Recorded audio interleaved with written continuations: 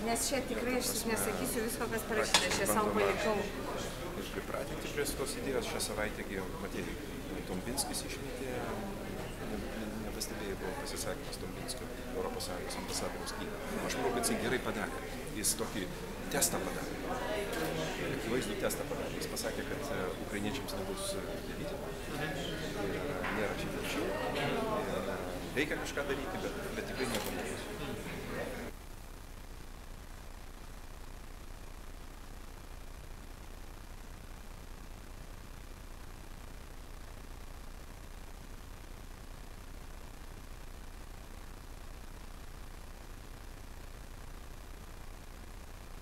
Nepatekom.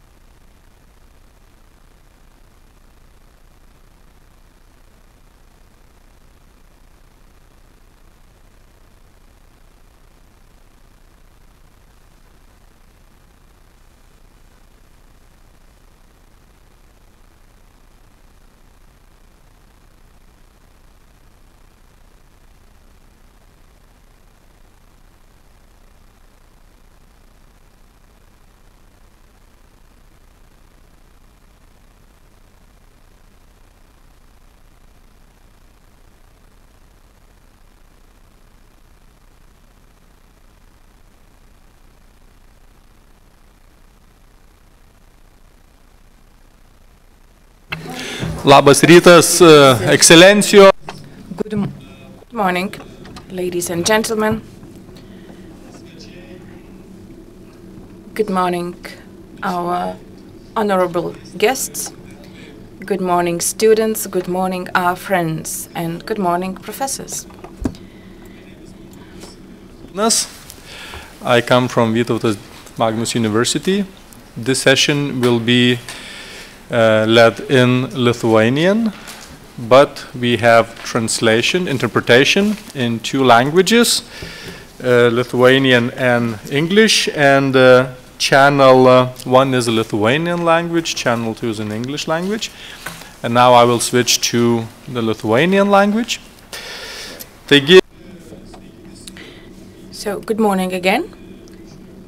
And I'm very pleased to see so many of you at the conference on the European Union global trends. I would like to remind you that this conference is being recorded, so please be serious and behave.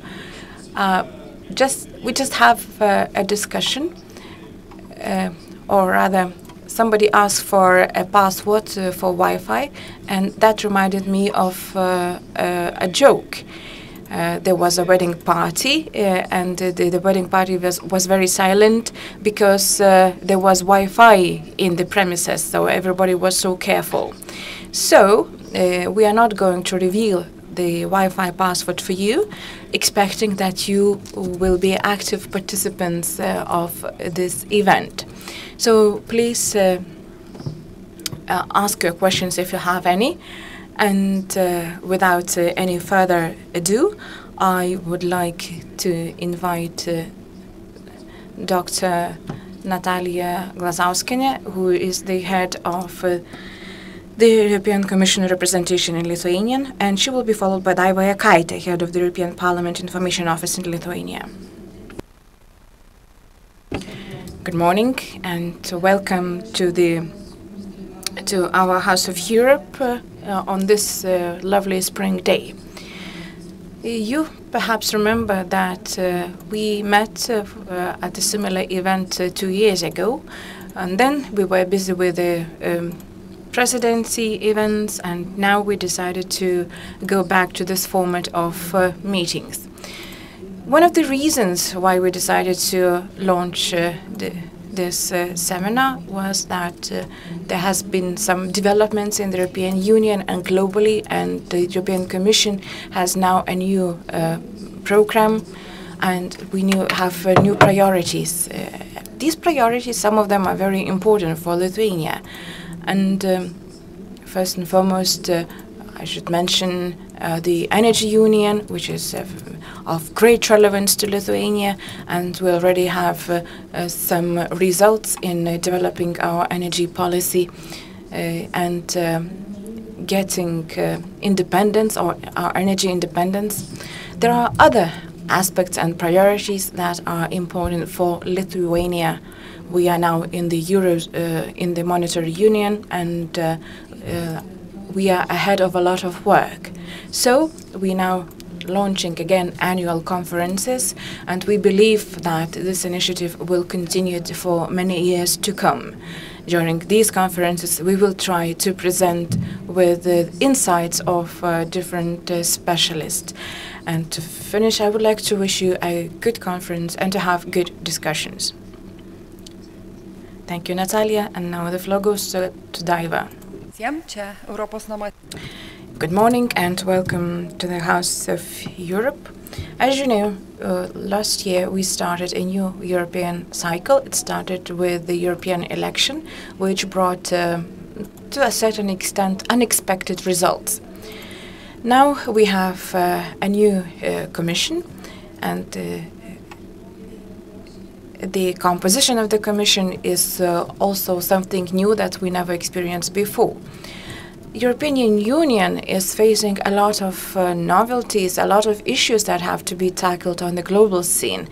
To name a few, the terrorism in Ukraine and economic challenges, political challenges, challenges that were brought about by the financial crisis. And many of Lithuanians love to spend their vacation in Greece, so Greece seems to be now even closer to us than ever before. We are facing challenges in the field of energy. We're facing challenges in many other walks of life. And to stand up to those challenges takes unity among the member states. Member states should democratically unite their efforts and to get citizens of Europe on their side. We need to ensure that every citizen has a role to play in seeking for the consensus, and this is a good opportunity for you to do so. Therefore, I wish you a good conference. Ir dabar pradėsime pranešimą. Thank you, Daiva. And now we shall start with the presentations. After each presentation, you will have an opportunity to ask questions, a question or two. Each presentation will last about 10 minutes, plus 10 minutes for questions and answers. After all presentations are done, we will have time for discussions in general. So please be active, listen carefully, and let's see what is going on the European level and how Lithuania should respond to the developments on the EU level. We shall start with the presentation of Petras Auštrevičius, who is a member of the European Parliament. Petras has brought his cup of coffee into the room, and you can do it as well if you wish. The coffee is just outside the room. Petras Auštrevičius is a good friend of Ukraine, and I believe that this topic will be tackled in his presentation. But if not, you can always ask a question about what is going on in Ukraine. Thank you, Mindaugas, and good morning. Ladies and gentlemen, it is very good that we come and organize such discussions. Discussions of this sort are important, and they should be taking place on a regular basis.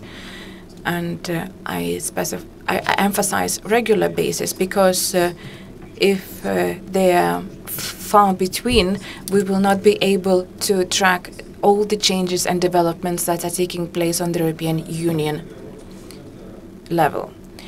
I can talk about the European Parliament.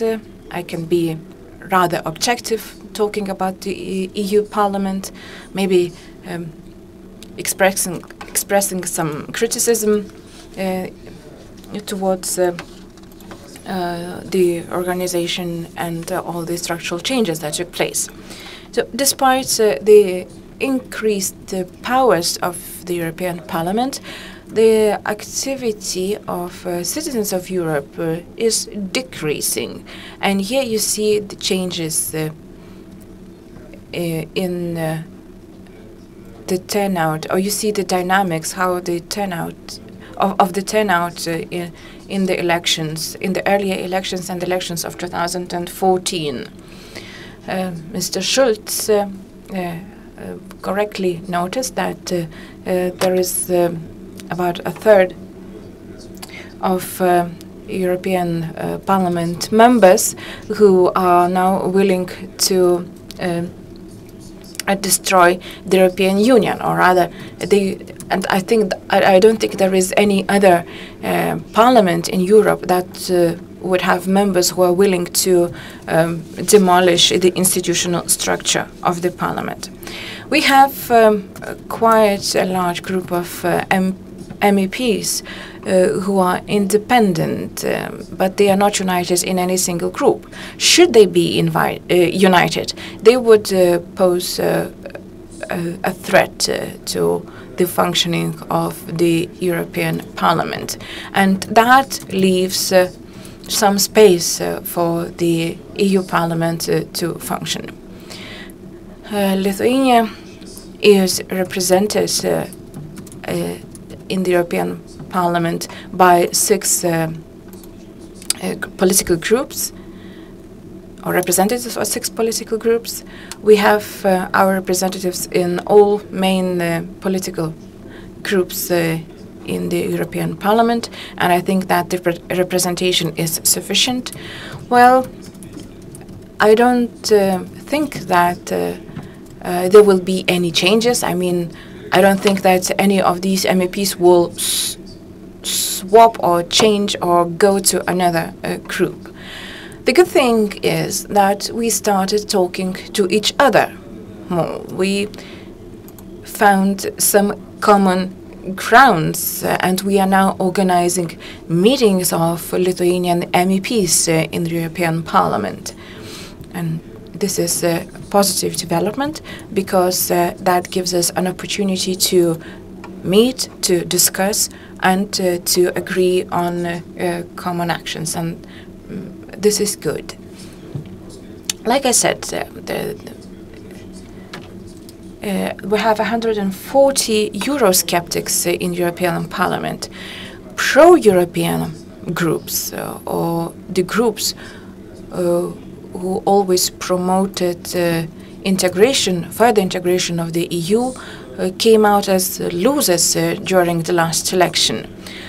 Although three largest groups have a majority in the European Parliament, and this majority is sufficient to pass all the most important decisions, but the growing army of Eurosceptics means that we need to work more persuading other groups to join us.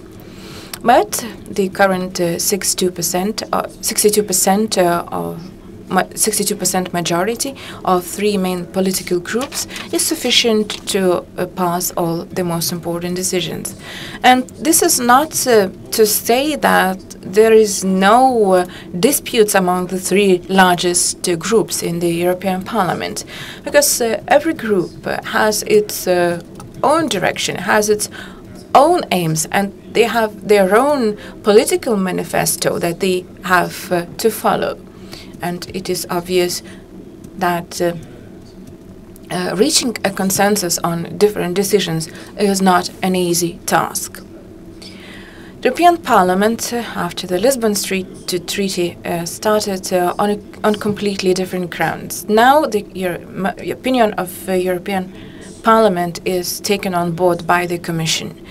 The cooperation between the Parliament and the Council was stepped up, and now we are working together on most of the decisions that are relevant to the member states. And we are getting, or rather, we can feel it in practice, because the European Council seeks contacts of the European Parliament even before tabling any legislative, or even before sending the proposals, legislative proposals, to the European Parliament. So they are open for discussions. And the European Parliament, for the first time,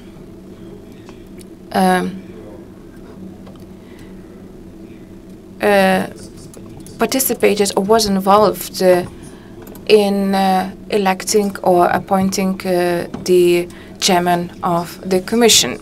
Well, perhaps some people may say that these discussions were not sufficient, but we saw that there are personalities who have very strong political standpoints, and that there are differences between their political standpoints. And we had a selection of people, personalities to choose from. And I think that this trend will be furthermore strengthened in the future elections.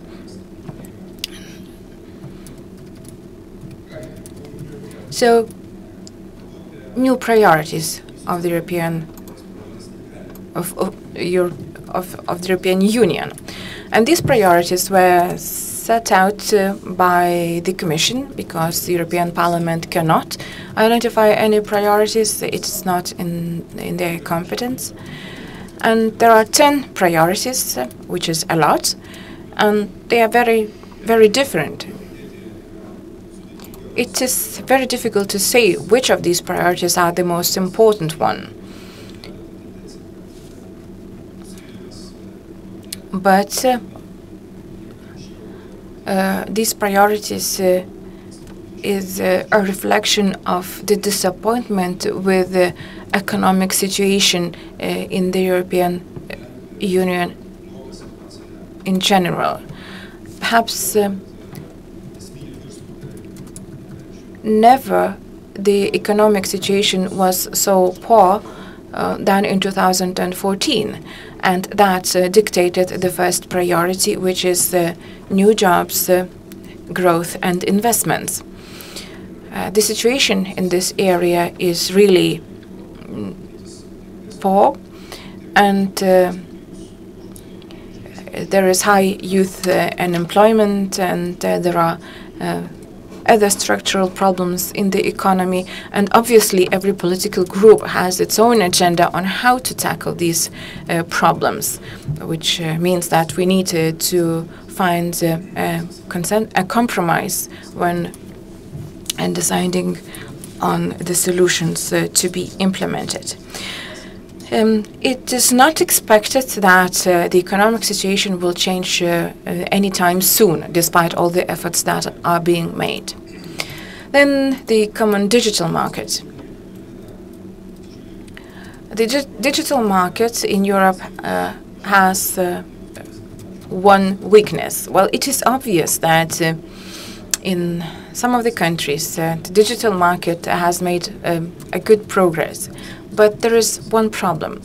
It is still national, which means that there is no EU digital market, and there is no willingness to cross those national borders and to make those services or this market a single market.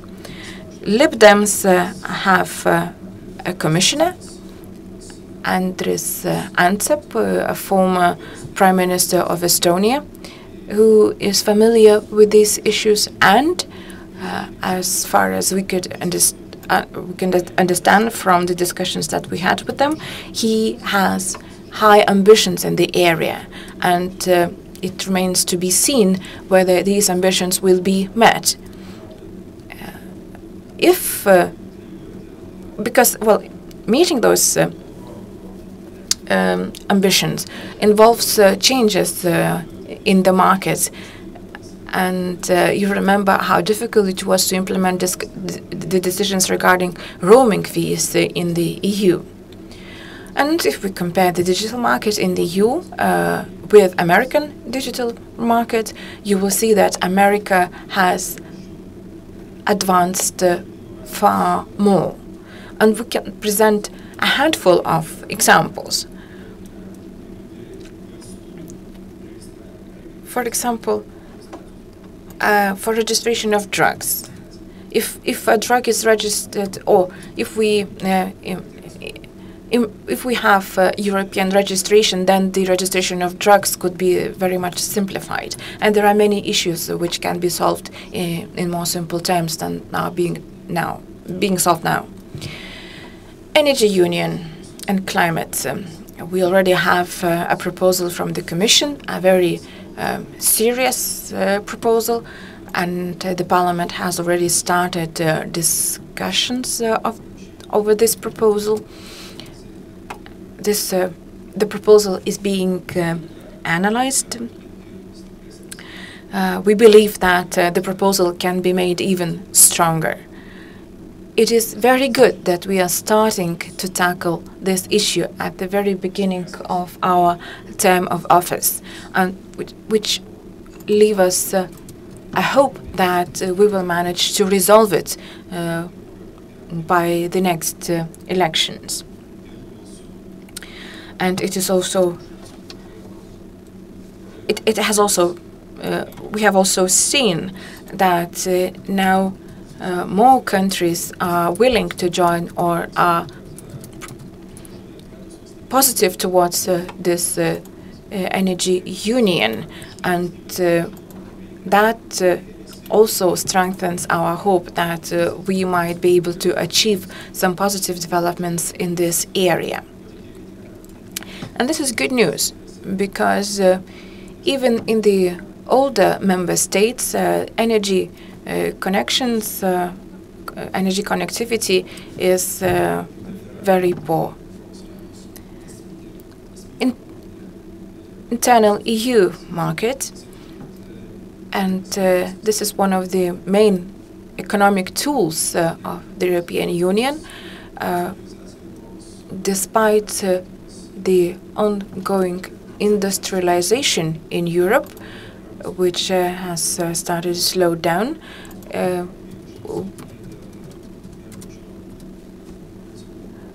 We are, despite the slowdown of industrialization, the common markets still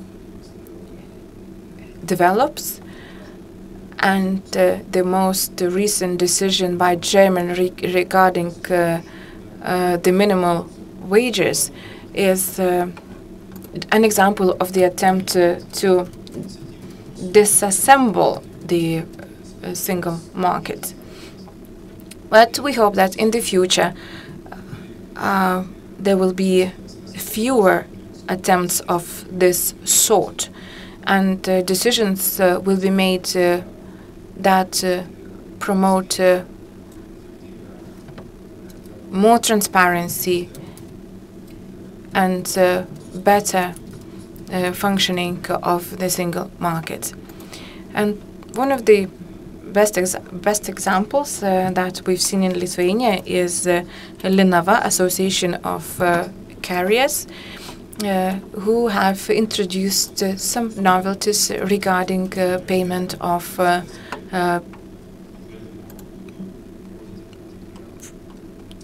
paying business trips costs for their drivers. They are innovators in this field. The next priority is economic and monetary union. Well, it is a mistake to believe that economic union may exist without monetary union. And these two aspects have to be coordinated. Although it is very difficult to persuade people that it is necessary, which means that we are in for very hard work, and a new proposal is being drafted. The different discussions are taking place in different political groups. For instance, last Wednesday in ALDE group, we had a discussion about better governance in this area, and we expressed very different views. And there were disagreements regarding the monetary union that came from European Monetary Union members and non-member states. But and we also know what is going on in Greece, and it is, for some countries it is obvious that they are not willing to live like Greece does. Now, free trade agreements between European Union and USA. European Union and American markets are the largest market of the world. They account for 50% of GDP.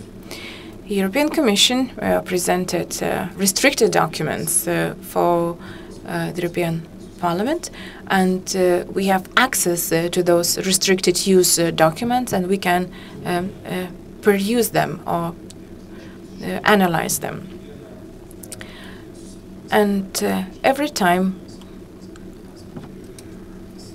the Commission meets regarding the free trade agreement with the USA is being recorded and minuted, and which means that now European Parliament members can get information about the discussions that are taking place on this issue. It is good. It means more transparency.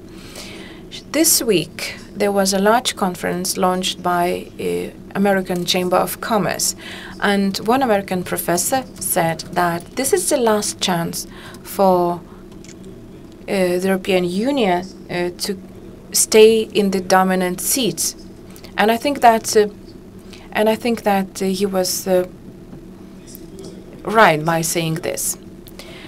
Justice and fundamental rights. Well, it is obvious that information and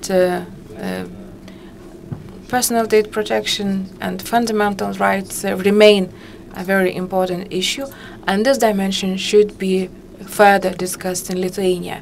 We are using a lot of personal data, and we have heard stories about the cases when the personal data was misused during the pre-election period or for other purposes.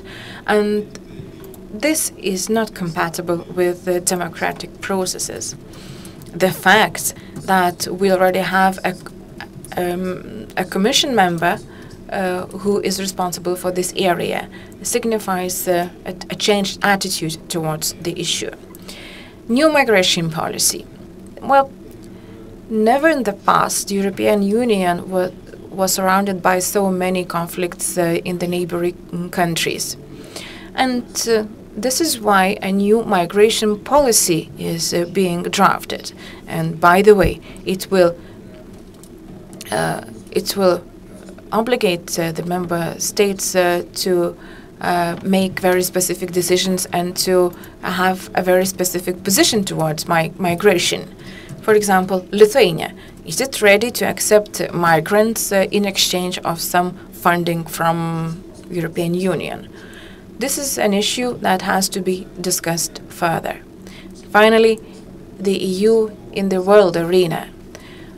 Well, if you ask me, I think that the European Union is still afraid to tell its success story to the world. If it was more brave, it will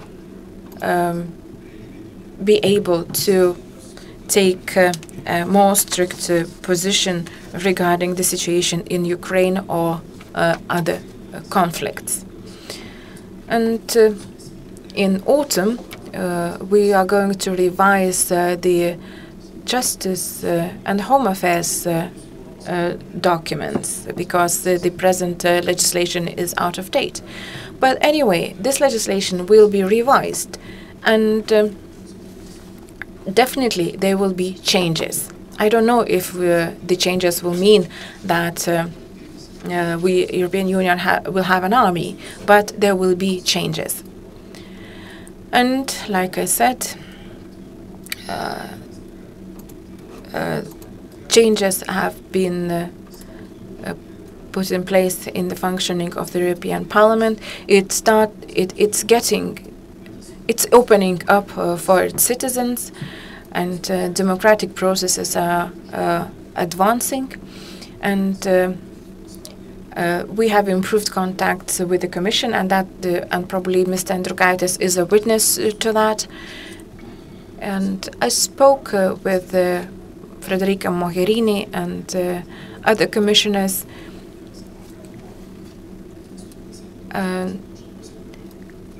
They can, well, and these numerous encounters is evidence that we are improving our cooperation. And now I have some material to disseminate, but only so many copies of this document.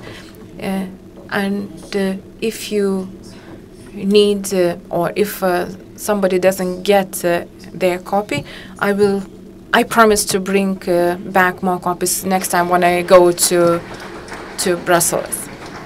Thank you. Kaip supratau, ta medžiaga, kas greitesnis, tas ir gaus, tas pateks į tą sąrašą. As far as I understand, those who need this material should be very fast, and Mr. Uštrevičius' presentation was related about Mr. Juncker's agenda and work program, and the European Commission and the Parliament and the Council. This Iron Triangle cooperates in the legislative process of the European Union, so the activities are interrelated. I would like to remind you one technical thing, that references to presentations will be sent to you by email.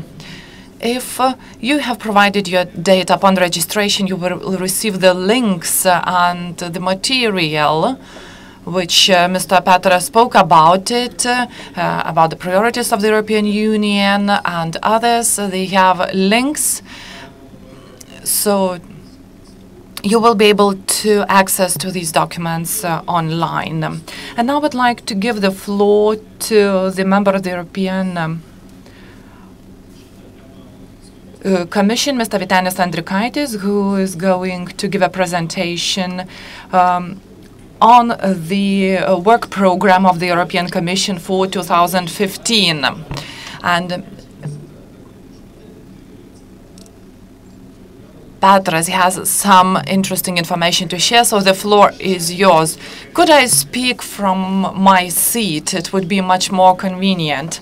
Thank you, Petras, because you introduced a lot of material on the European Commission, and I feel relieved because I can overview this program very interactively. I wanted very much, Petras, to introduce the work program of the European Parliament, because without 10 initiatives of Mr. Juncker, the European Parliament has its files, huge files, and I would have been glad to hear about them, because the European Parliament has different ideas and is involved in various areas, and it is very important because this sector is huge and it is not very interesting for the media and people, because they do not see that the values of the European values are defended at the European Parliament. As Petra said, that this Eurosceptics and nationalists make use of the crisis, and those who stop speaking about the values, they just want to say that these Christian values are not interesting just for countries, for Mr. Orban, but for Putin as well. So what the European Parliament should say about fundamental constitutional things of the European Union and about the human rights, about the fact that the European Parliament should face the difficult situation now we are living in. Mr. Petras was right when speaking about these negative trends, and I'm absolutely certain that we are at the crossroads in the European Union. There are a lot of efforts to renationalize the single European market. There are a lot of efforts to create barriers, different barriers, in order to fragmentize the single market. There are efforts made to make Europe as the union of member states, and to ignoring that we need this understanding of integration. I could give an example, my personal example.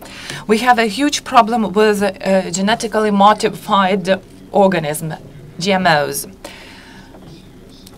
There are discussions held on biotechnologies, relation with organic farming, and redistribution of interests. But on the other hand, you see that there is a possibility to fragmentize the common agricultural policy of the EU market and to fragmentize the single market. It's very popular now to propose to introduce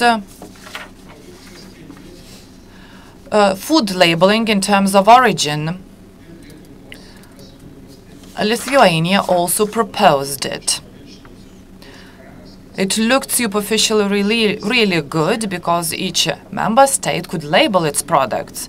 But there are two sides. So, for example, if you want to choose a Lithuanian product made in Samogiti or a product made in France, the question is how a Lithuanian product could enter and penetrate into the French market, because French people would go for meat produced in Normandy than produced in Lithuania.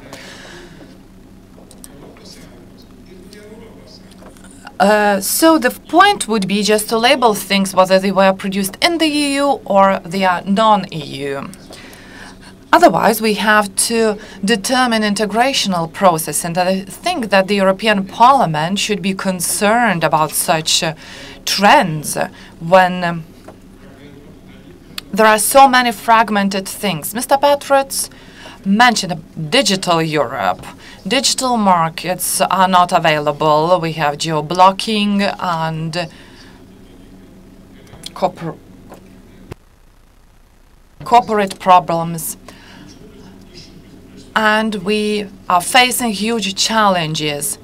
That is why I will start saying that the European Commission would like to work differently.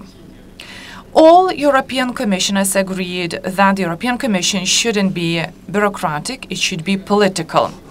On the other hand, the European Commission is not the Secretariat of the Council, nor a servant of the European Parliament. There are two positions. And the third thing, although there is a certain similarity between the formation of the European Parliament and the European Commission with the national parliaments and commissions, but this does not grant these institutions with the right to interfere with the competences which should be agreed upon very strictly, and they should be preserved as it has been foreseen in the Lisbon Treaty. This is why we started with a new format from the so-called clusters, and I will demonstrate to you a cluster which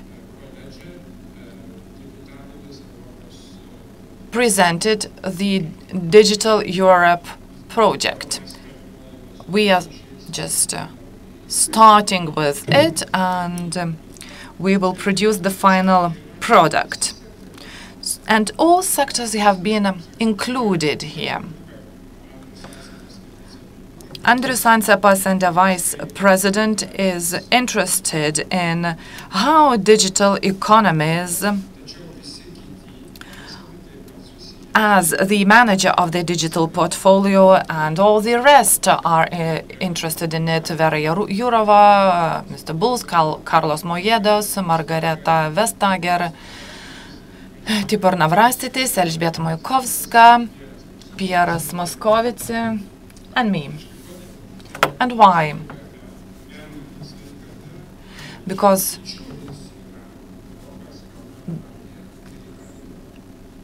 e-health, m-health is a huge block, and it is very important when speaking about digital Europe. And it is very important to realize that the health systems of member states should be interrelated. The cross-border healthcare directive should be operational, and we are monitoring the process, and we would like to interfere with the processes, and the end of 2015 is the deadline for the homework, for doing homework in relation to this directive, and moving on to 2016. At the same time, it is a part of the digital Europe. I'm also delighted that we have been included into other two clusters. The digital cluster related to jobs and the creation of a single market and elimination of barriers and the promotion of jobs. And at the same time, we are included in Francis Timmermans' cluster, where we address issues on better regulation. And at this point, I think the European Parliament faced a very interesting phenomenon when the Commission introduced quite few initiatives. It should be mentioned that the characteristics of the European Commission to produce a lot of paper, the characteristic feature to produce a lot of paper, just gave a response. I was in the Agricultural Committee on Monday, and we introduced the food safety priorities, and in the committee I presented the health priorities yesterday, and in both committees our portfolio has a lot of legislative initiatives, because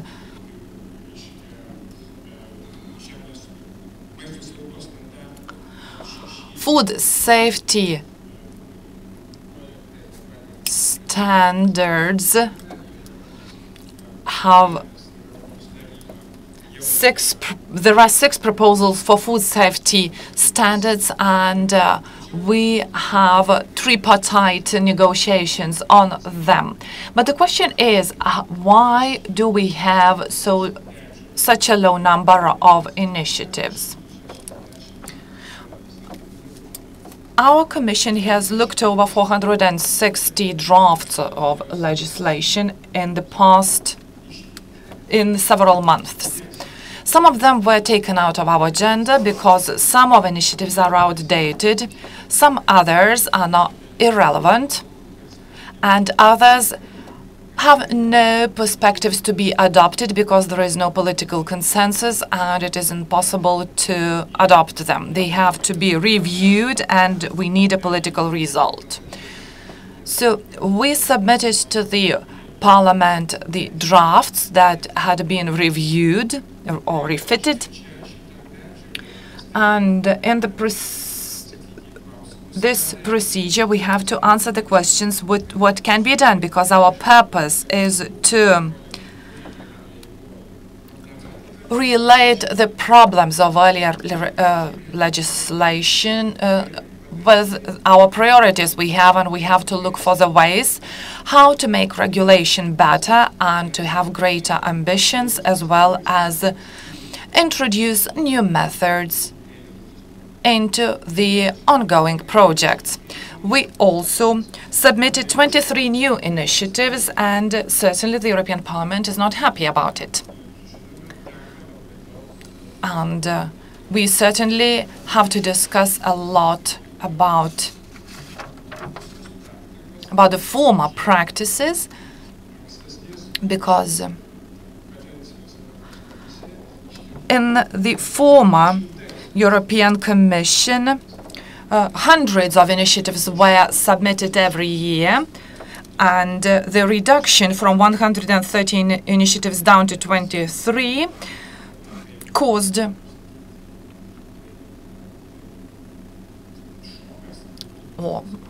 cultural shock. But this demonstrates that the European Commission is inclined to work in a different way, to focus on results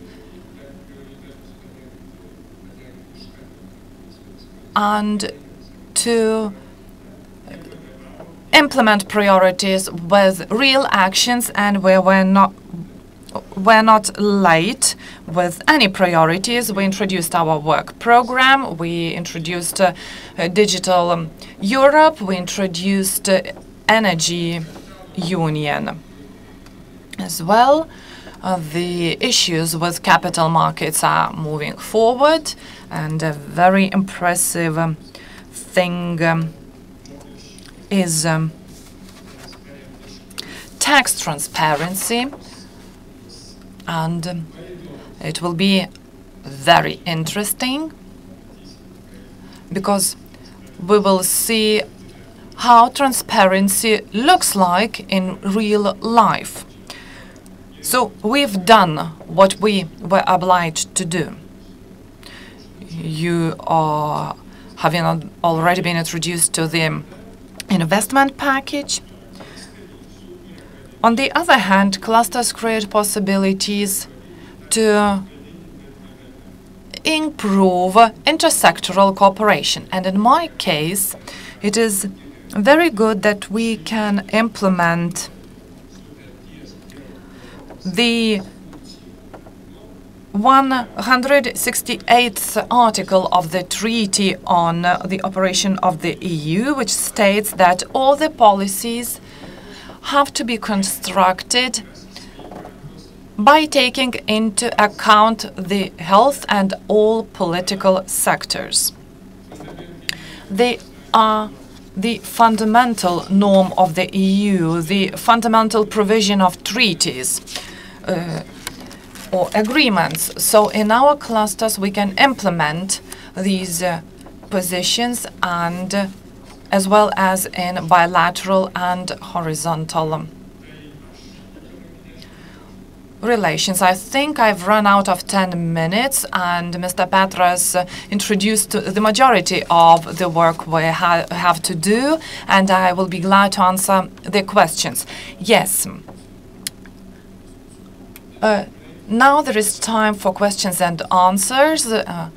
And now you can ask questions either to Vytenis or Petras. Just raise your hand, introduce yourself, what institution you represent, and just ask your question, or maybe you would like to comment on something, so please do it. Maybe Professor Chichinskas would like to say something. He was the supervisor of my doctoral thesis, Vilnius University, Chichinskas. I would like to ask the question to Mr. Auštrevičius. As you know, from the very beginning, the strategy of the EU was headed by French and German tandem, and still now, they play this leading role. The government leaders or respective ministers, before the meetings of the council, just meet and plan in order to avoid something unexpected. My question would be as follows. Can you see in the European Parliament this exceptional cooperation between French and German representatives? A very complicated question, Professor. A very good remark, Professor. This cooperation is as not active as between the leaders of Germany and France. I can't say that this cooperation or understanding is exceptional. The political colors are very different in these states. And the way Merkel and Orlando cooperate, the Christian Democrats from Germany can't cooperate with socialists from France. But I think that this structure is absolutely different, and it works in a different way. I should be frank. And it works just in a different way. These Social Democrats don't cooperate with Christian Democrats, but there are just relations between Germany and France, because these countries are not far away from each other. So every weekend, the representatives of the largest states just go to their capitals, and as far as I know, I will take a very specific sphere, for example, the Foreign Relations Committee. Hermann Brocker is a close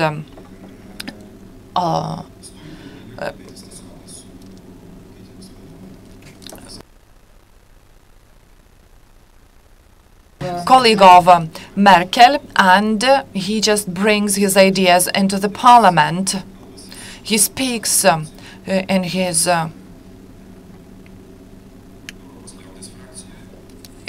fraction, political fraction, and I have no doubts that certain French representatives go back to Paris and they speak with the socialist fraction in the parliament.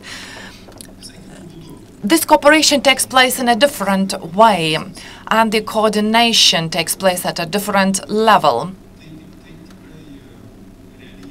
But it is a real force, and I think that it is stabilizing to a certain extent.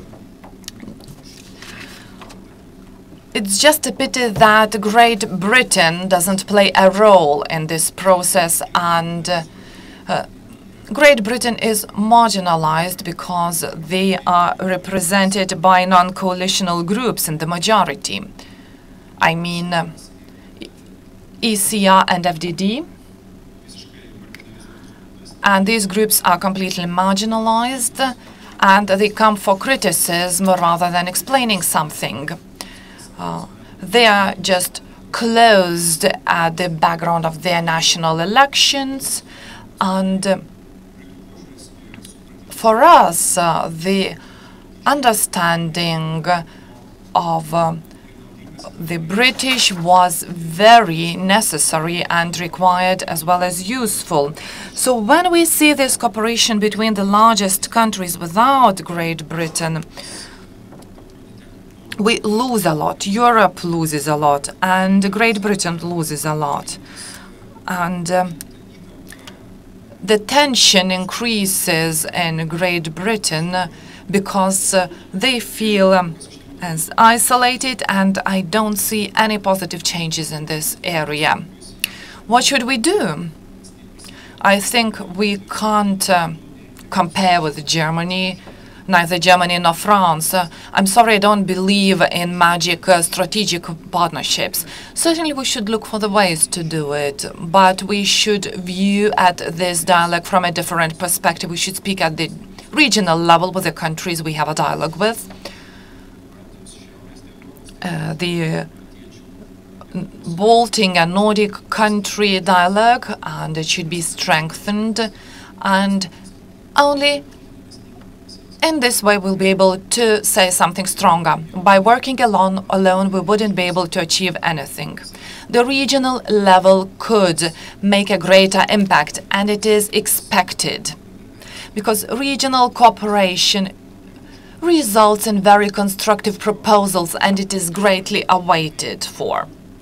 We should find, it's difficult to find an analogous case. Very often we are the role model or the example.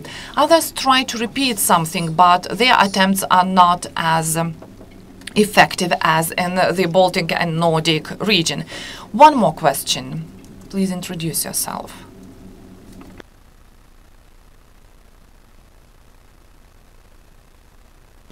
Vytautas Šileikis, Chamber of Commerce. I have an impression that the EU remains behind the borders of informational wars, and as a result, the trends of disintegration. And my question would be as follows. Will these 10 priorities address the issue how to be resistant to these information wars, how to resist them? Who should answer the question? Mr. Petras. The European Parliament has adopted a resolution on Ukraine and the death of Nemtsov, and it was asked Mr. Hahn to submit a proposal on information policy. It's difficult to tell what policy it will be. The EU can't compete with the financial package of propaganda, which is hostile in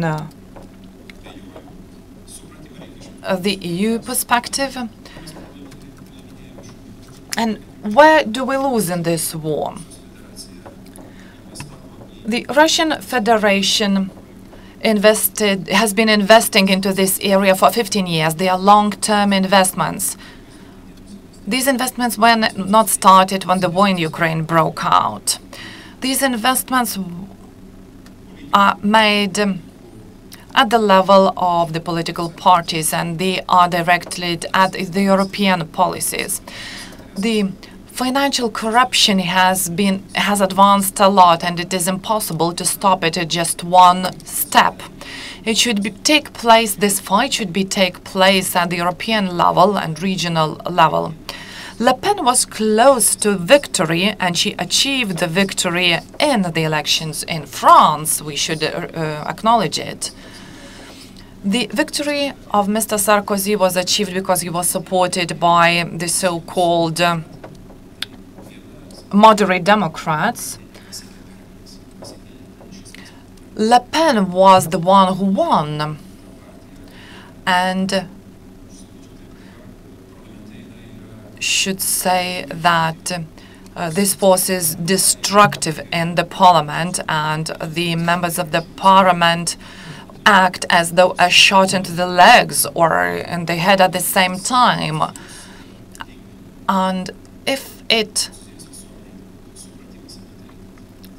French people don't realize that, the European policies won't be influential, because knowing the national character of the French and their qualities, we won't be able to achieve that. But it's good that these things are starting. There is an understanding, but it's difficult to agree on specific actions. Euronews, for example, should address its internal actions. You know that the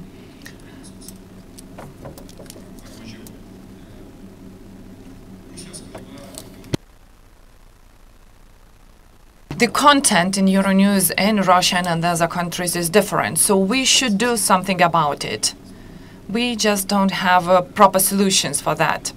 And Mr. Vytenis would like to respond, because the commissioner has to leave for other meetings in 5 minutes. And then we have two questions. Just two brief insights. One of them is related between the relations between Germany and France. I think that they are still the driving forces, and it's important to note that it's very important in the European Commission to find this common denominator, so that these driving forces drive Europe to integration. It's good that the German government is of two colors, and Mr. Petro shouldn't forget these coalition colors. These colors cooperate very nicely with France as well, but yes, we lack other colors. Speaking of Great Britain, I wouldn't like to speak about isolation, which is too great, but we have to admit that the British Commissioner is very effective in the Commission, and seeing voting in the Parliament, we see this mute voting tactics by ECR, and it's nice to see the coalition of four forces. With regard to information problems, the European Commission is in favor of Federica Mogherini portfolio, and in July it would be provided as well for adoption. And it contains different aspects, the Eastern aspect as well as aspects related to Islam, because this issue is broadly discussed. The EU has to acknowledge that it has its Islam. 70 million of Europeans are Islamists in the EU. I would like to highlight that they are Europeans, and this is the treasure we have in Europe, so we just have to admit that. Darius Gerulis from the European Social, Legal and Economic Projects. I have two questions. Thank you, Vytenis Andriukaitis, for your introduction of the new method of working, but I'm interested in the content as well. What else are you included into your content apart from energy union? You spoke a lot about different processes, and I think that we should expect to retain the status quo on, or could we expect something more? And you spoke about the reduction in the number of initiatives. And should we treat it as an adaptation to realities or to the method itself, which looks innovative? We speak about clusters, about better drafting of different issues, but we can look at it from a different perspective. So my question would be, where should we expect this breakthrough of the content? And my second question is to both of you. I don't know whether we could speak about the national analogy here, but if we look from the national perspective, when this Seimas doesn't have any work to do, when the government doesn't give a lot of work to the Seimas, it is reflected in our newspapers with different stories, and our members of the parliament just find what to do. And you said that the members of the parliament were shocked when they received only 23 initiatives to consider. The question is that, Auštrevičius, what are you going to do if you don't receive much work to do? So where you will spend your free time? And I don't know whether this tactics is very reasonable. Thank you for your question. The cluster of better regulation has a wide range of programs because we need to make an assessment of the present regulation in every area. We have a huge heritage of regulations, and they present a lot of obstacles. For example, we have directives which are running from 1960s. So can you imagine the structure and the technical parameters of these directives and how they are useful in the present day? So in the context of better governance, of better regulation, a lot should be expected, as we need to reduce the bureaucratic burden. We need to simplify regulation, to streamline regulation. And since any regulation happens in a certain political and historical context, we need to revise that context as well, and that will take time. Speaking about the single market, again, this issue is very much related to better governance and better regulation, but if we want to improve the single market and create more jobs and to revise the projects so that they are efficient and contributing to greater growth of the economy in Europe, that will also take time. And if, let's say, the European Parliament votes and adopts the decision in April, and you know that there are discussions going on in the Parliament. So, but anyway, if the decision is made in April, then in July we should already start these projects so that we can show to the people that we are serious about creating new jobs. Now we have 25 million unemployed, and today we can offer only 3 million new jobs. It's not right. So now, if we assess all the present legislative proposals, well, indeed, efficiency does not depend on the number of initiatives.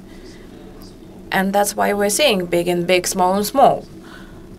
So let's agree what member states are supposed to do and what regions are supposed to do. So in this context, well, more paper does not mean more work or more intensive work. And this is why it is my strong belief that this package of proposals for implementation of these initiatives towards opening up the single market and dealing or doing away with all the barriers. So I think that this package is very important. And in this portfolio, we have lots of problems to be tackled, tariff and non-tariff barriers and so on and so forth. So,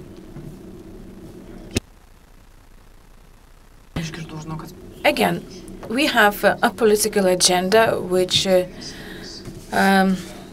until the end of this year, but now TTIP is a very huge work that we should accomplish, should be accomplished, because it will be well, it has to be agreed not only with the European Parliament but also with the national parliaments.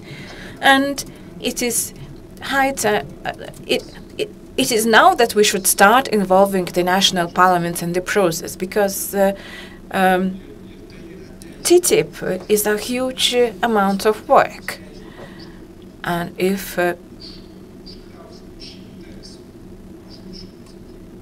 all these strategic ambitions are overcrowded by small initiatives which perhaps are not relevant to all member states, we will lose our position. We will not look trustworthy in the eyes of European citizens. And now, let me come back to the tasks that emanate from the digital Europe. Again, we have huge legislative tasks. How to deal with VAT?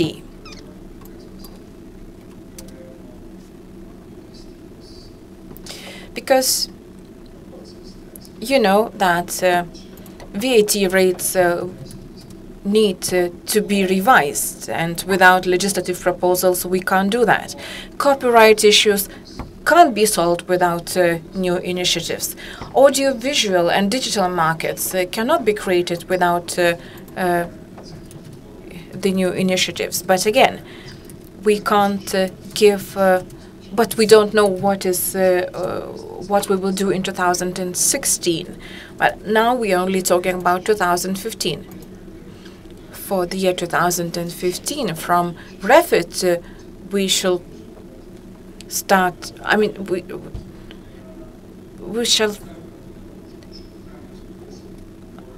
will decide the tasks for 2016 based on what we managed to achieve in 2015. So I cannot give all the answers today. Many issues are related to consumer right protections, to agricultural area, and that's why I believe we will have to think about revision and amendment of basic legislative packages. And we will need to think about different codification of the regulations in the EU. So there's a lot to be expected, but on the other hand, the challenges are also huge. And I believe that we need to generate this political will in Europe to talk about these things in a different manner. European Parliament is not a boring place to work at, and I don't think that we will ever feel a shortage of work. Besides these common initiatives that are presented by the European Commission and which in which European Parliament is involved, we shouldn't forget initiatives that come from committees and from the political groups in the European Parliament. So, and on the agenda of each and every committee, we also have a great deal of own initiatives of MEPs. Well, if I may say that probably distribution of the Commission initiatives and own initiatives on our agendas is 50-50. However, I would like to highlight two areas where we'll have to work hard. The first area is coordination and harmonization of tax legislation. And this is a consequence of LuxLeaks, and OECD will be involved in this process quite a lot. But I think that at the end of the process, we are likely to be winners, not losers. At the moment, we are not winning in this area, but I think that will change in the future. And I should mention migration as well. I do not believe that if we don't change our thinking, that we will be able I don't think we will be able to come up with qualitatively better solutions if we do not change our attitude and our thinking. So we need to start thinking differently if we want to have a better migration policy. Well, now I'm slightly at a loss because we still have one question, but it is time for Vilja's presentation.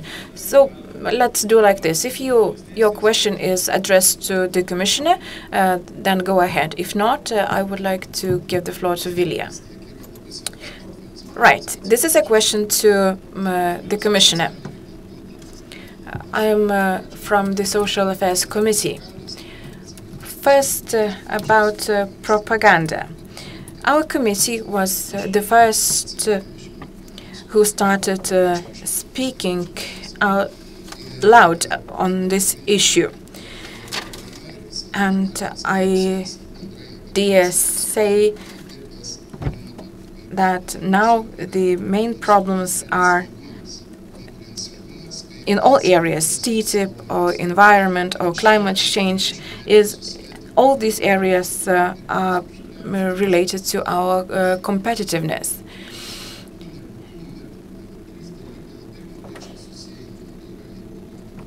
And we need to be transparent. We need to go public and speak about all the problems very openly.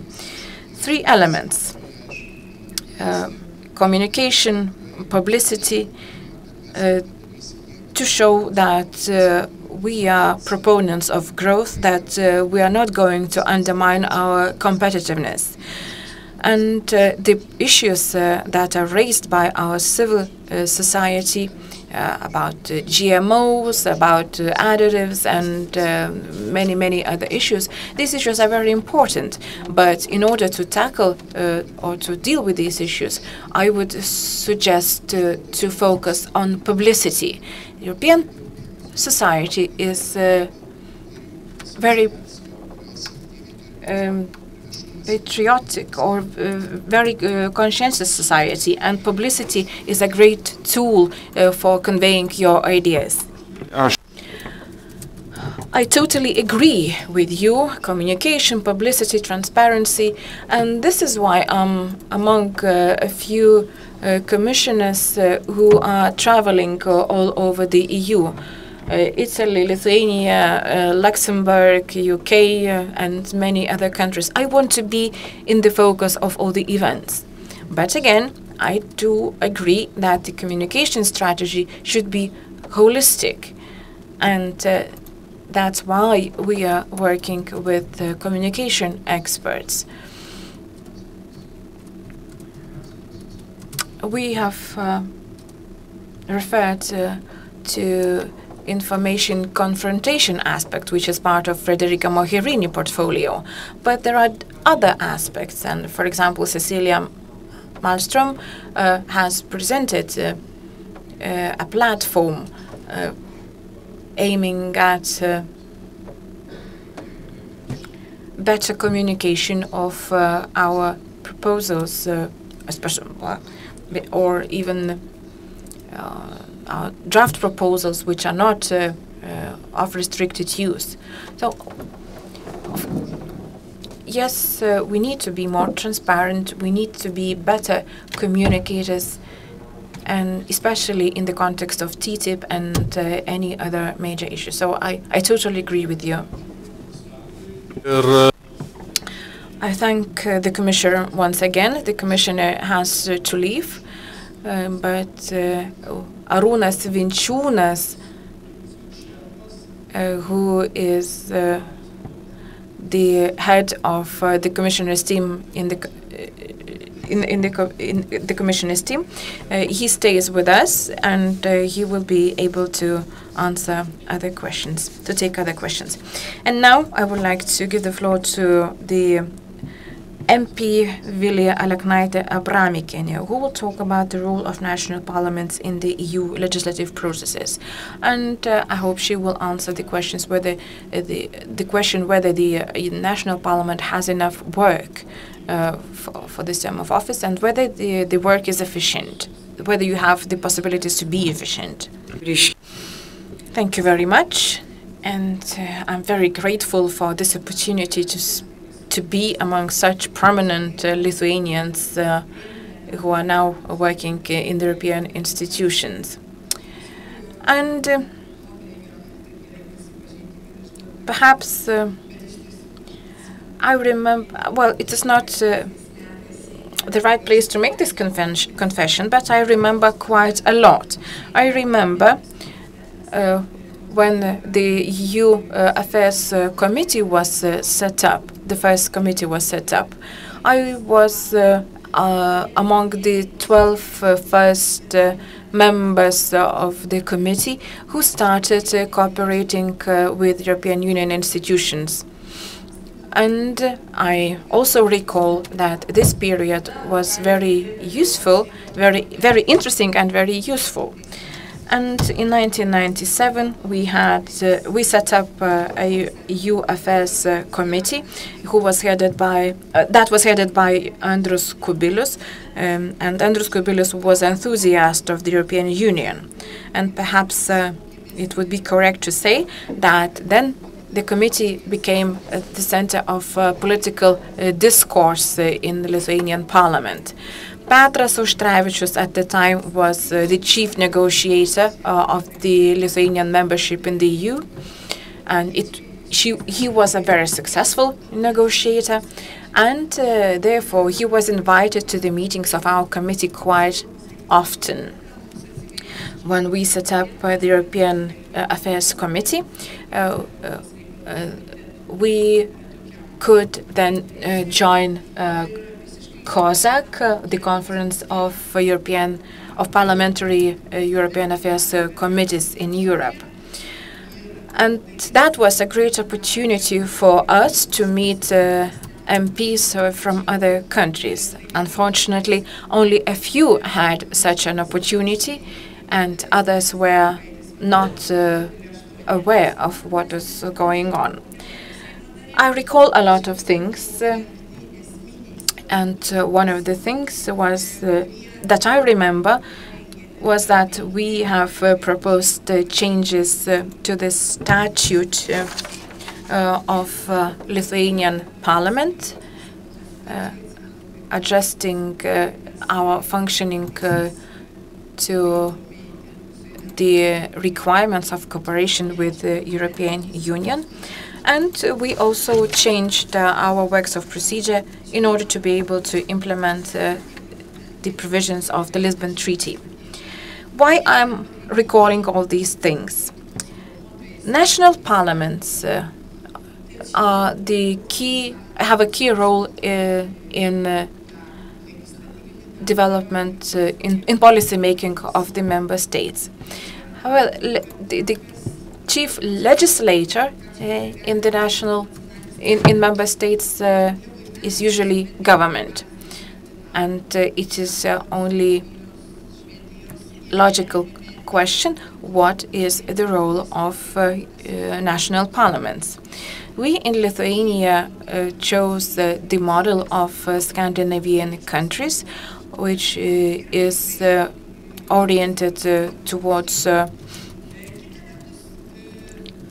integration within the EU, and also the scrutiny by the parliaments of the activity of the governments. So in general terms, Lithuania has always been a Euro enthusiast, and I'm not ashamed of the fact that we were the first to vote for the constitution, or European constitution, that never came to be. Lithuania always was open for cooperation, for formation of different coalitions, despite or notwithstanding the Christian values that were defended by some members of the parliament. So Lithuania has always been and still is a Euro enthusiast. And I just only hope that the Putin's policy, which is hitting hard all the three Baltic states, will not have long-lasting effects. Well, the national parliaments are elected by the citizens of the member states, and the role of national parliaments is very important, because it is the national parliament which can play a role of the translator between the European institutions and our electorate. This link and this function is very important because we keep talking about the deficit of democracy in the EU, and it is for a reason that the powers of the European Parliament have been increased by the Lisbon Treaty. But it does not suffice to increase powers of the European Parliament only, because that will result in asymmetry. First and foremost, because the European Parliament is not based on the political parties. European Parliament reflects a demographic potential of the member states. Small and medium-sized countries do not have a great potential, and Laima Andrikienė will rightly commented or responded. Well, she was reprimanded, or she was asked why Lithuania's achievements are so small, and she said, "Could you make?" But she said that our population is 3 million people, not 40 million people. What else can you do?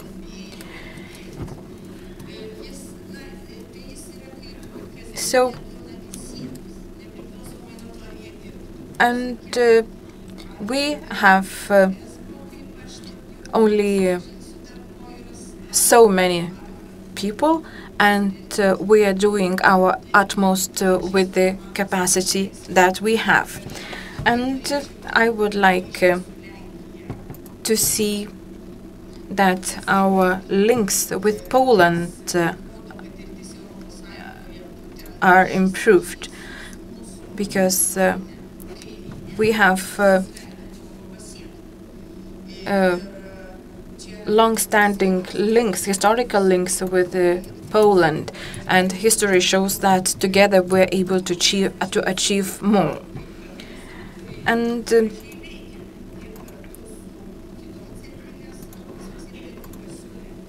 I can enumerate certain areas where we have consensus with Poland.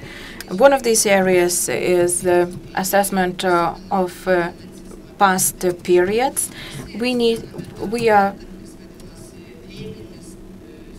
We agree quite nicely on when we tackle the issues of recognition of history of certain historical periods, Stalinism and fascism, and in the declaration of regarding the post-communist past, we have agreed on certain statements to be included. And obviously, this achievement is not huge, but Mr. Putin is working against us.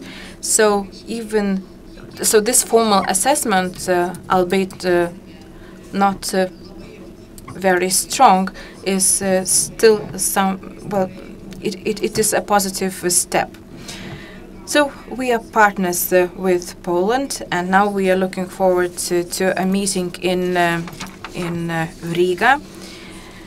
we are also active in many other fields where national parliaments are cooperating. And by cooperating in those various fields, we are not defending our national interests only. The issue of Putin is yet another area where Lithuania plays a prominent role, if I may say, because it keeps reminding the European Union of its global role, of its global importance, and of its ambition to its ambition for enlargement. So we are very consistent when we advocate for solving the issues in our neighboring countries. Energy package. Well, I think it is a great victory of ours that we now see the first steps of the single energy market in the EU. Jerzy Buzek started talking about this last year, and we are very proud of it because he actually spoke the words that we wanted to say. Now we are also negotiating the free trade agreement with USA. And it was Mr. Gediminas Kirkilas who initiated a conference in the parliament where social partners were invited and where the social partners were invited to discuss all the doubts that they may have regarding this free trade agreement with USA. Well, the turnout was not as we expected. There were fewer people, but I don't think that we will stop here. For it is my strong belief that we needed to communicate all the ideas and continue talking and discussing this issue with the citizens. Obviously, there are obstacles. There are some very radical members of our parliament, not so much about Europe, but we have quite radical views on other issues as well. So we need to work hard on finding the consensus as well. Well, perhaps I shouldn't go into detail what our statute provides for. Our statute obligates the parliament to issue mandates for the government. We discuss proposals of the government. We discuss also proposals from the European Commission. We are prioritizing the proposals that we discuss, and we are also performing subsidiarity checks. I was involved in this process quite a lot, and I remember in autumn 2006 I gave a presentation about this, and by then we have submitted 3 argumented or motivated reasoned opinions regarding the legislation proposed by the European Commission. This subsidiarity scrutiny function is a function of a watchdog, if I may say, put it like this. The national parliaments often take a defensive position towards the European Parliament. But after the Lisbon Treaty, we have been given very specific tools to our disposal. We have the yellow card procedure, and it was invoked twice. We have a red card procedure, which was not invoked yet. And the national parliaments are actively involved in this subsidiarity check procedure. I participated I was involved when the National Parliament invoked the yellow card procedure for the second time. It was a very interesting process, and it was in relation to criminal law, a very specific area, and it was a very good opportunity to see how much we have achieved in the area of cooperation between the national parliaments.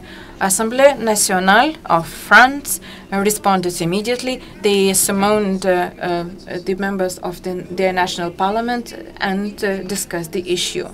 Germany was very enthusiastic and promoted the legislation against which the yellow card procedure was invoked.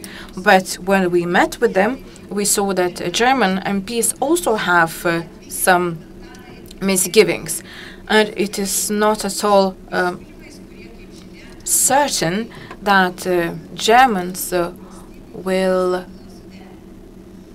be happy about the proposals that were agreed by the top management or top government. So, on different levels, on the COSAC level, on the level cooperation on different levels, on the level of the COSAC, on the level of cooperation between different committees and parliaments. This cooperation brings the national parliaments together. And when it comes to making important decisions, even even those national parliaments which seem to be very remote, they can still be instrumental in achieving agreements or defending our joint interests. And there was one more proposal regarding the green card procedure. I already mentioned the yellow and red card procedures. But the green card procedure, should it be adopted, it would give the national parliaments the possibility to express positive views on the proposed legislation. The idea is that groups of European parliaments, of national parliaments, can present or can table their own proposals about the functioning of a European Union. And there are some people who are now expressing doubts about some regions getting together and proposing amendments which are not of benefit to the EU in general. But these things can be resolved. We need, for example, only to fix a number of the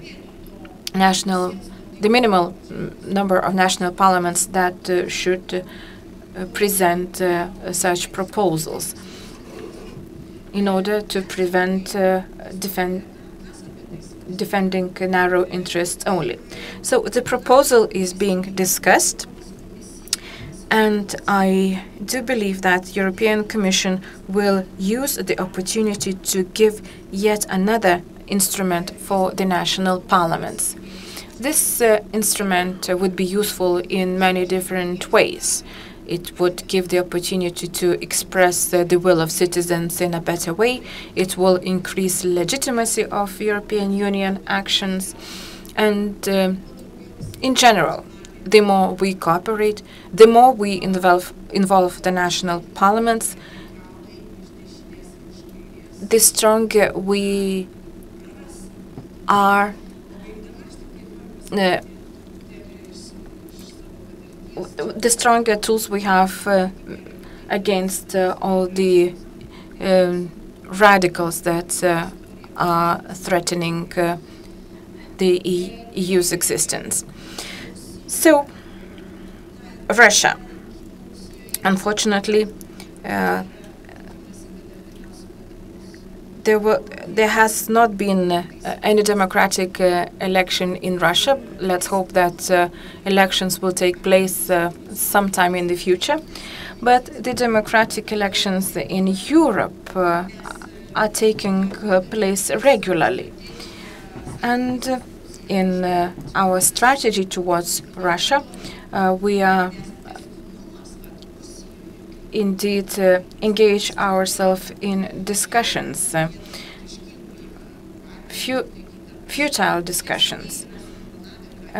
Russia, on its own turn, they have planned their steps well in advance, and their modus operandi is very simple. They would find the weak spot in European Union, and they would attack that weak spot. And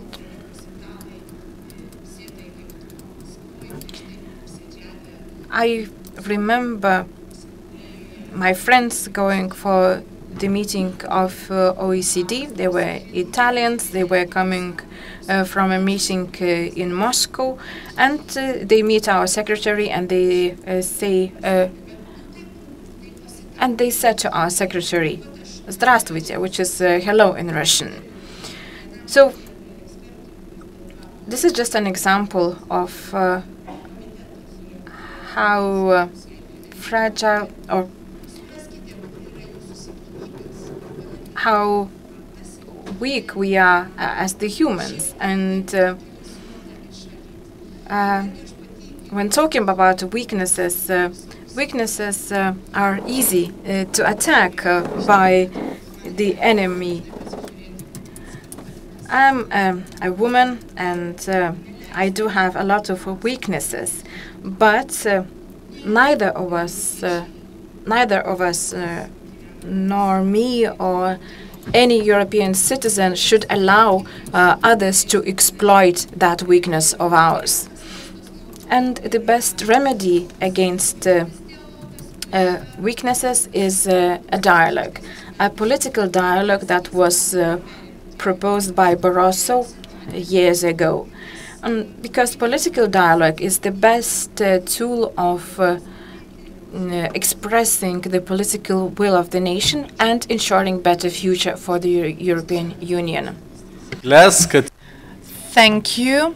There are rules that you can quote, but you can't reveal the sources. So I'm very sorry for that. And now we have, according to our... Can I correct myself? We were speaking about radical parties. You know they are present in St. Petersburg now. I'm speaking about these parties, not other ones. So we have 19 minutes for discussions, interventions, and comments and questions. And now I would like, as a moderator, to ask Mr. Petras, because I had great expectations and I wanted to hear more about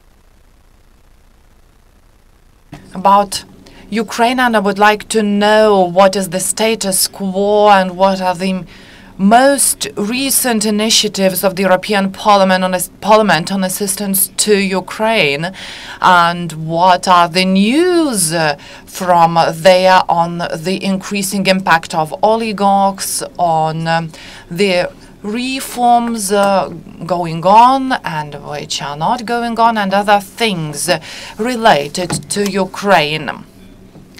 So what is the attitude of the European Parliament towards Ukraine? Do parties agree on a common approach? Thank you, Mindaugas. Before that, I would like to point out one thing just in general about the future of the Lisbon Treaty. The Spinelli Group is active in the European Parliament, who are the advocates of further integration of the EU. We also have federalists there. And at the end of the year, we might hear a very interesting presentation, because these people know what they are doing. They were working with the Lisbon Treaty and its drafting. So the main thing is to look on the operation of provisions, the main provisions of the Lisbon Treaty, what hasn't been done, and what is dysfunctional. This is the second task. And the third task would be the proposal, what should be changed. The project is really ambitious. It would be a legislative and political assessment. But I believe that at the end of this year or the beginning of the next year, an interesting document will be drafted, which would promote the reconsideration of the Lisbon Treaty. And I think that the Parliament would come back to this issue because in certain areas the real policy has advanced more than it has been defined in the Lisbon Treaty, and our ambition is to have more sectoral policies than it is determined in the Lisbon Treaty. This means that we will come up with framework agreements, and we will have to set a further ambition. I'm for this because it corresponds with my views, and we will have a serious discussion at the beginning of June this year. We will inform you about it. Please join us, and we will invite pro-federalists to speak about it. Let's acknowledge that we need it. We can't say that we are in favor of deeper cooperation in energy sector, but we don't like other sectors, cooperation in other sectors, and we just have this menu choice, and it will save us from common structural problems. No, this will not be the case. If we want something, we have to cover broader aspects in all areas. Now, with regard to Ukraine. Ukraine faces several issues. One of them is economic. 1.8 billion will not save Europe. The macroeconomic situation is worsening very fast, and it is pre-programmed to worsen. It received a number of credits. I think that by summer there will be serious discussions on further support. If Ukraine doesn't receive this macroeconomic support, the discussion will have no sense. Ukraine will need much more money. It's obvious.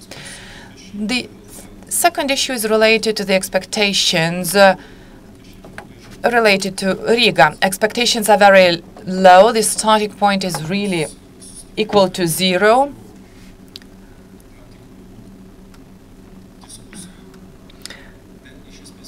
Certain discussions could take place on visa-free Ukraine. These discussions are very open, and the arguments are that Ukraine is not prepared, it hasn't done its homework. We will see the most recent evaluations, we will receive them in April, but I'm not expect very good news for Ukraine. And I can't see no European perspective neither for Ukraine nor Moldova or Georgia.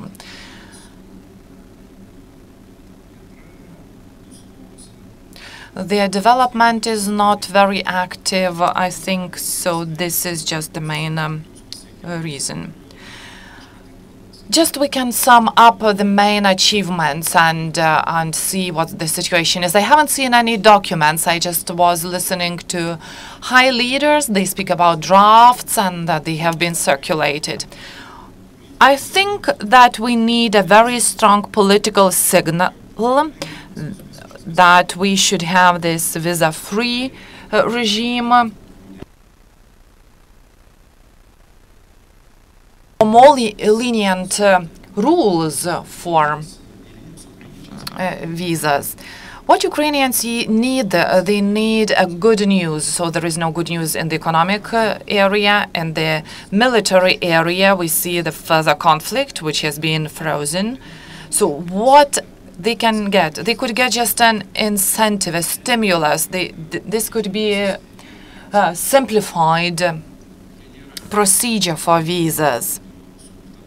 This nation has not been created on the basis of tribes. So Europe has a million migrants per year, so we have to open our labor market. Those people would come to our small towns. They will come to live and work, maybe drivers or other professionals. We have to decide what professionals we need. So we have to do it. We have to make this procedure more simple.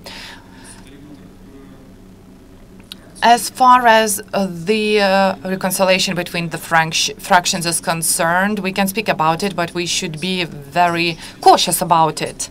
And this attitude is very cautious. There is a belief that Ukraine is in war, and we should treat it in a special way. On the one hand, we should fear it if we have this free visa regime. There is a myth that all Ukrainians will go to Europe.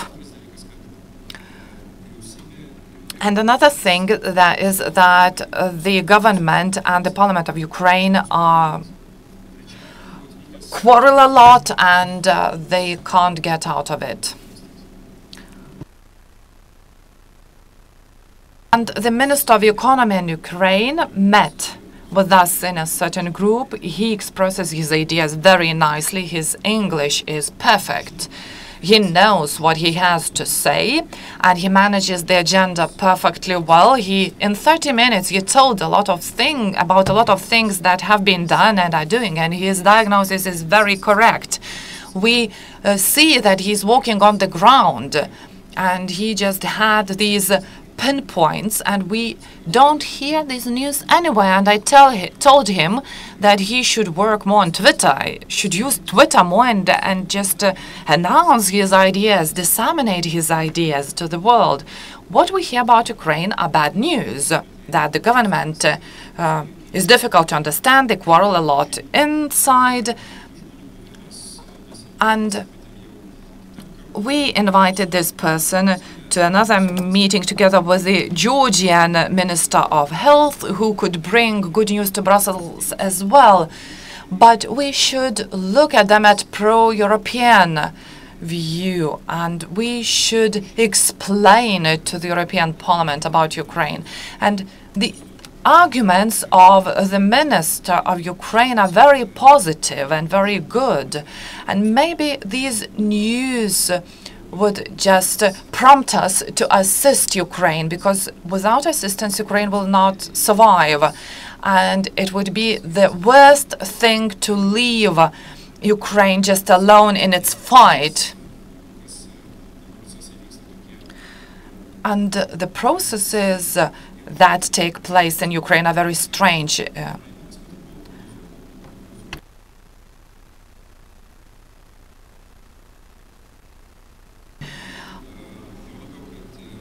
And the political changes in Ukraine were intentional, and the issues related to the gas pipeline became nasty in financial terms, because the financial flows are huge there. And when you have 40%, you don't have a legal basis to control it. But it turned out that by now the legal structure of Ukraine allowed these small investors to have these strategic enterprises and control them.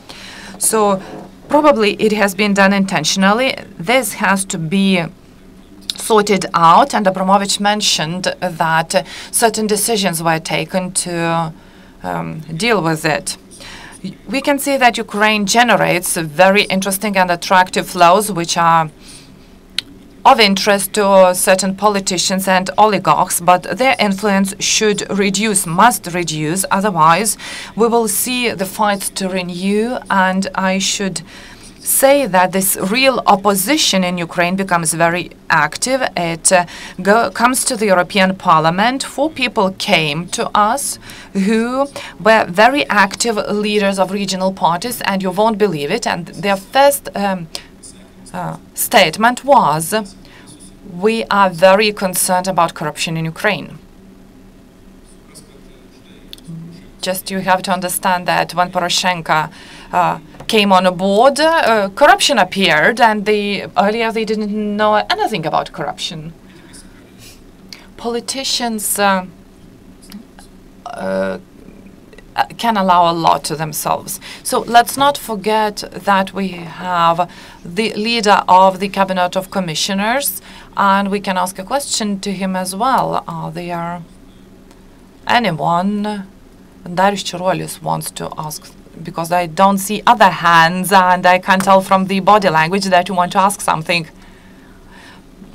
I will just ask the question to Mrs. Vilija Abramikene. My question is as follows. You are the person who saw the evolution of our Seimas in the area of European affairs.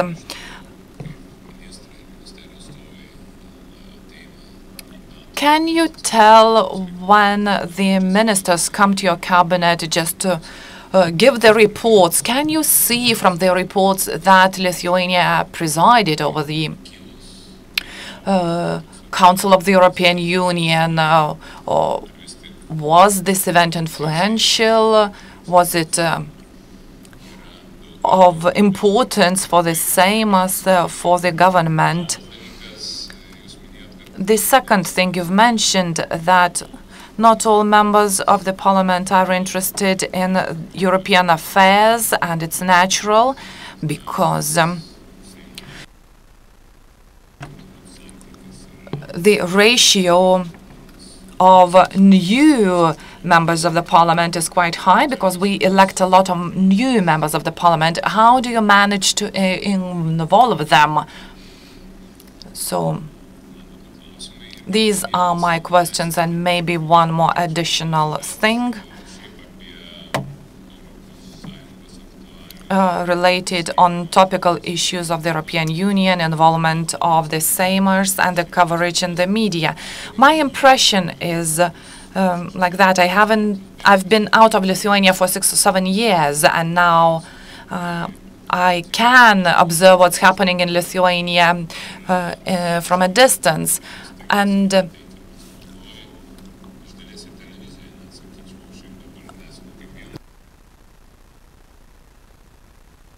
I think that the coverage of the EU affairs is very low in Lithuania in the media. Especially since 2008, they speak too little about topicalities of the participation of Lithuania in the EU affairs. And is my observation correct, and what should be done about it? As far as the first question is concerned, I remember this period of presidency when the state mobilized all its administrative capacities, and it was really felt. This tension is no longer felt anymore, but situations vary. And it depends who the minister is, what kind of minister is.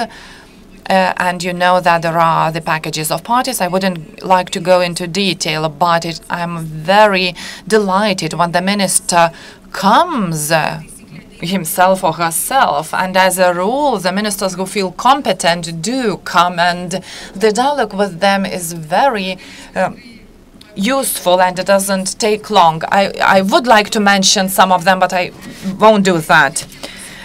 I just would like to say that Lithuania doesn't have a lot of high-level professionals who could maintain the same level in different periods from presidency. You remember when we presided over OECD, we used them during the presidency, but later on we sent them to work in different areas, for example, for the United Nations. Our people adapt very fast in ministries. They are able to refocus very quickly, and they are useful for different presidencies. And we do not have a very simple staff. We meet ministers, and they are different. I wouldn't like to go into deep detail here.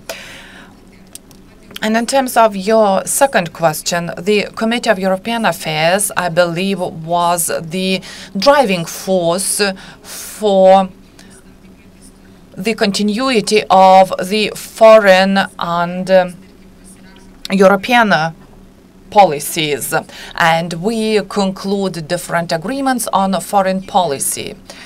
And it would be interesting for everyone to take part in the activities of these committees. But people differ. We have Eurosceptics as well, who are very active in our committee, and I consider it to be good because they indicate what are the sore points in this committee, and because not all people work very sincerely, and they have a disintegrational potential. What have we done to involve the Seimas into European affairs? We were just forced, when we integrated into the EU, to make specialized committees to be more active. And I think this is the only path that we should take. What do we lack? We lack funds to have more specialized professional advisors in committees. And some committees do lack them. And these committees should follow the European agenda. The national parliaments all over the world complain that they do not have enough professionals. I think that only the US Parliament has the adequate number of potential advisors, analysts in their Congress who can compete with the executive power or authorities. According to the statute, the specialized committees have to provide their opinions, and they are involved step by step. A lot depends on the electorate as well. The French have Le Pen, and they have the result. And this is the responsibility of our classical parties, but the electorate plays a role here. And in terms of the media, I'm not popular with the media, but I hope is the national broadcaster, and the funding improved for the national broadcaster, and I'm always for providing more possibilities to the national radio and television, because only national radio and television can express this fair view. Because commercial televisions work on the commercial basis. I wouldn't like to say that they do nothing or they are a waste of time, but I don't associate great expectations with them. When they face difficulties, someone can just cure or relieve these difficulties. Even Euronews was cured, and we can't watch it anymore. So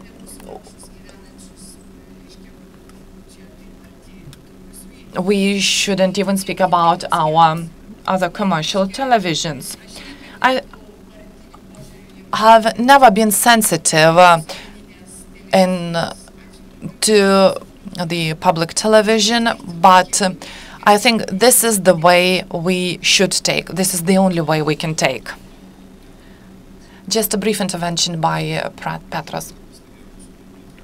Certainly, our presidency was noticed, and the ties that represent our presidency are still worn today. So so people are satisfied with the quality and colors. But I think that the adoption of the euro was the most influential. We joined the club of different quality. We went the level up. The presidency might be forgotten or might be remembered, but it is not so important. The euro shows the quality of the state. And what I want to say, the Parliament of Lithuania, judging from my experience, is strong in three areas: foreign policy, national defense and security. We speak a lot, we write a lot, we receive letters at the European Parliament in respective committees, and the policy of cohesion policy. Energy could be mentioned as well. But where we're not present and where we should improve quality is the fiscal monetary policy, economic coordination policy. When the euro was adopted, we obtained all the rights, and we should follow the Dutch example. We should look at their insights and analysis and at their recommendations. Let's not be the ones who just smile and sit around the table. Essential changes started there, and we should be full members with our concrete interest. I cannot just word the specific interest. Maybe the members of the committees should name what our interest is. In these areas where we're advanced, I have these. I know these priorities, but in these areas, I still don't know.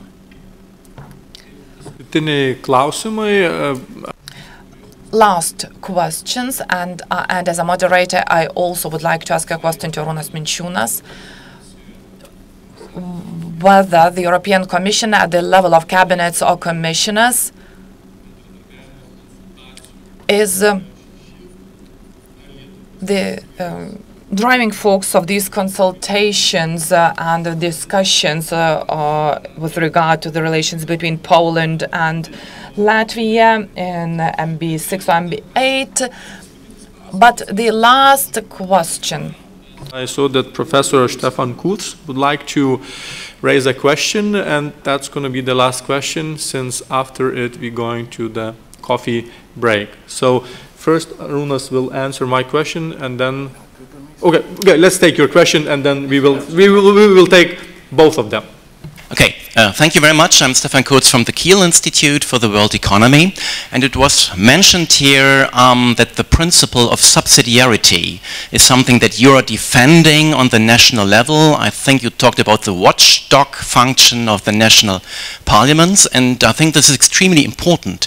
And we should not see this principle of subsidiarity as something that is a compromise or that weakens Europe, but something that is a strengthening pillar of the European community as a whole. The more we centralize, which should be rather be dealt with by the market themselves or on regional, national levels, is definitely weakening the whole community. So just becoming more powerful in the center does not mean that the whole community becomes strengthened.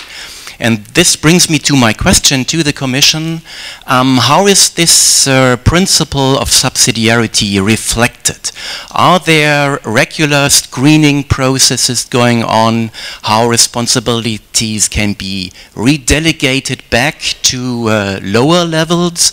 Is there something like sunset legislation going on, saying that, okay, we come up with a European regulation, but it will run out of legal force automatically after 10 years unless it is re-established again, just to make sure that when circumstances change, we don't stick to centralized regulations when they should be given back to the countries or even to the markets themselves.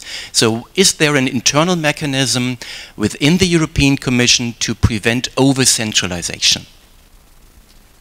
So Arūnas, this is your 5 minutes of fame and glory, as you got 2 questions, a very simple one from me and a very complicated professor-like one about the implementation of the subsidiarity. And we know that the Commission also, not as the national parliaments only, but also the Commission serves as a watchdog of the treaties and all the acquis communautaire. So how does the subsidiarity is being implemented in the relation between the supranational institutions and national bodies? Yes, I guess English. My question could be in Lithuanian. Your answer, I mean, and Professor's question would be in English. That's my suggestion. Okay. To your question, Professor, subsidiarity. One of the things what the Commission entering into power, this has really said that we should do less, but at the same time better.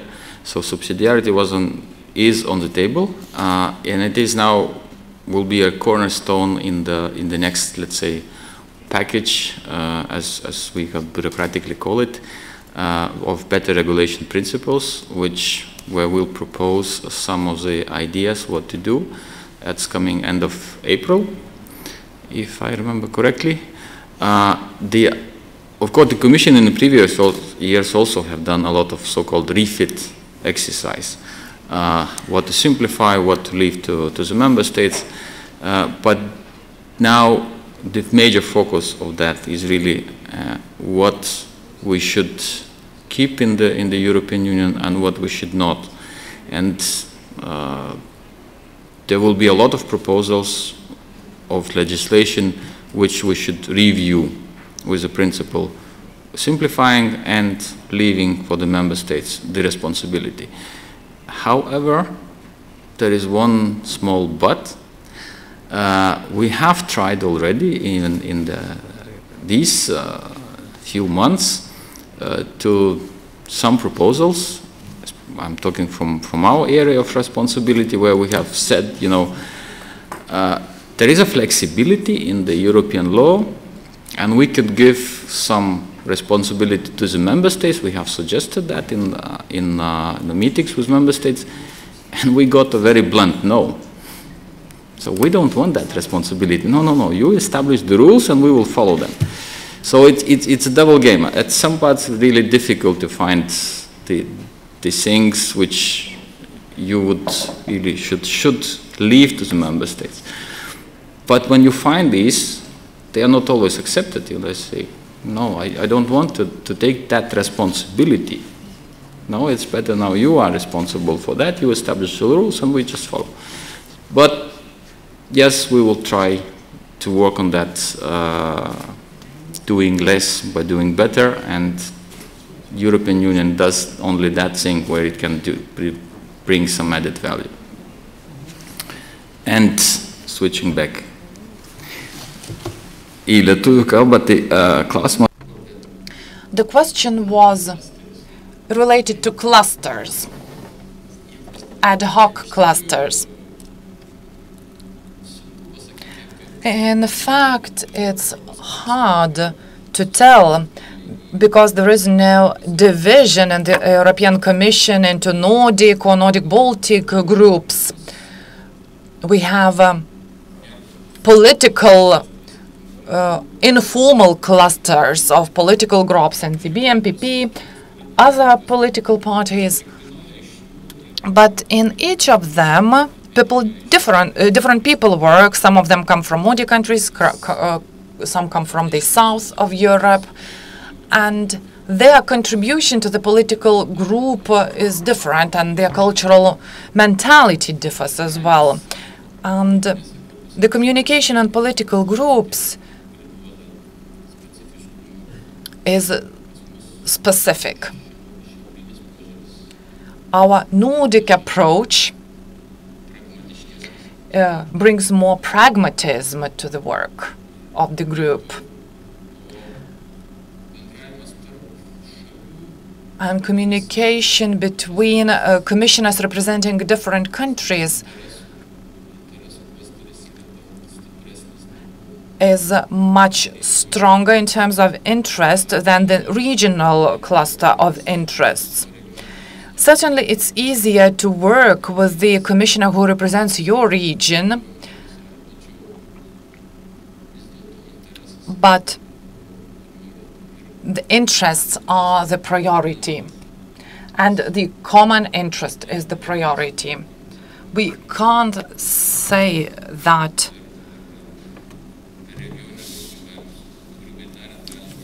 we can promote a certain initiative in the regional group. It has to obtain a high degree of support in the European Commission, and it should cover all the countries and all commissioners. And they have to decide whether it has